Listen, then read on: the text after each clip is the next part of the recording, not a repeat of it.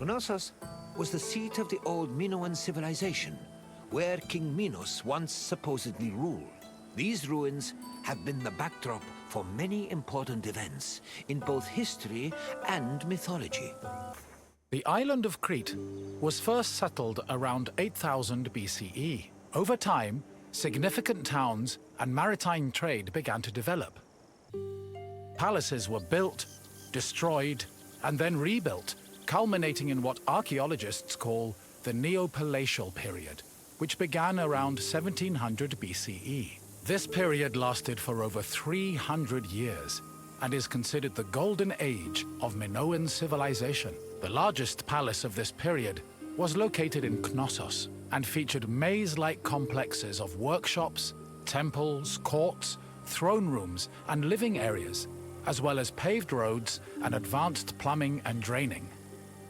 Trade and external relations were important to the Minoans, and their networks extended across the eastern Mediterranean. As a result, the people of Crete and the lands they traded with often influenced each other and exchanged ideas, usually through peaceful interactions instead of military conflict. The settlement of Knossos was established as early as the 7th millennium BCE. Today, one of the site's most notable landmarks is the palace ruins, located on the Kafala Hill. The ruins are split into two phases: the old palace, which has been poorly preserved, and the new palace. The new palace of Knossos had a surface area of approximately 13,000 square meters, making it the largest Minoan palace. Its focal point was a central court, which was probably used for ceremonial activities. The Minoan palace centers collapsed when Crete was overrun and conquered by a Mycenaean invasion from mainland Greece. However, the date of the final destruction of Knossos' palace is still unknown. During the new palace phase, the ground floor was dedicated to economic activities and contained large storage rooms. The residential quarters, which notably had toilets, were located southeast of the central court, at the foot of the grand staircase. The palace was lavishly decorated with wall paintings depicting things like bull-related sports and richly dressed women. Large stone horns of consecration, which were important Minoan religious symbols, hung prominently in the west court. Other notable parts of the palace include the theatrical area, which is believed to have served as a viewing space, the tripartite shrine, which was dedicated to the worship of an important Minoan deity historians refer to as the Mother Goddess, and the Piano Nobile, a grand space located on the palace's second floor. During his trips to Crete, archaeologist Arthur John Evans discovered several ancient tablets.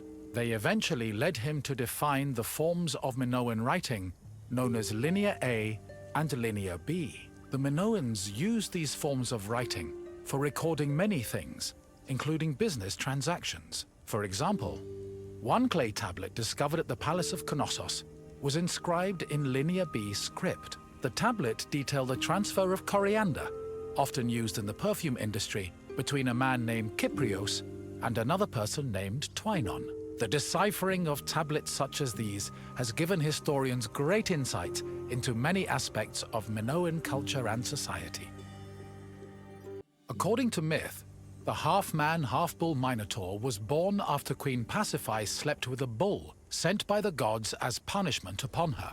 This embarrassed King Minos, but he could not bring himself to kill the Minotaur. Instead, he hid the monster in a labyrinth constructed by Daidalos.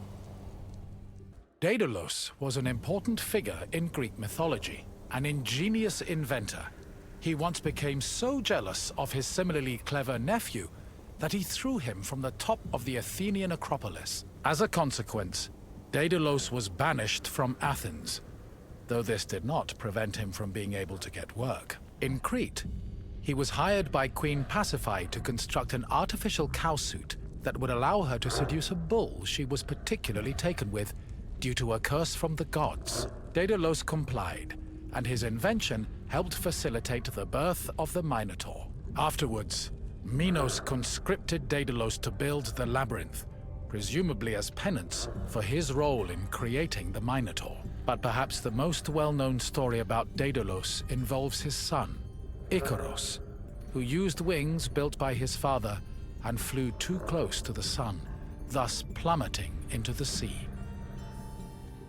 Sometime after the birth of the Minotaur, King Minos' son Androgeos was killed in Athens by the same bull that impregnated his mother. An infuriated Minos demanded that Athens send 7 of their noblest men and 7 of their most virtuous women to Knossos every year. After being carried to Crete aboard a ship with black sails, the men and women would then be cast into the labyrinth to be eaten by the Minotaur. One of the Athenian youths chosen to be imprisoned in the labyrinth, Theseus, had enough of the morbid ritual. Before leaving Athens, he proclaimed he would kill the Minotaur, then return to his city on a ship flying white sails. Before entering the labyrinth, Theseus met King Minos' daughter, Ariadne, who fell madly in love with him. Ariadne provided Theseus with a thread he could unravel to help him find his way back out of the maze. Armed with this thread, Theseus entered the labyrinth, killed the Minotaur, escaped the maze, and set sail for Athens with Ariadne by his side.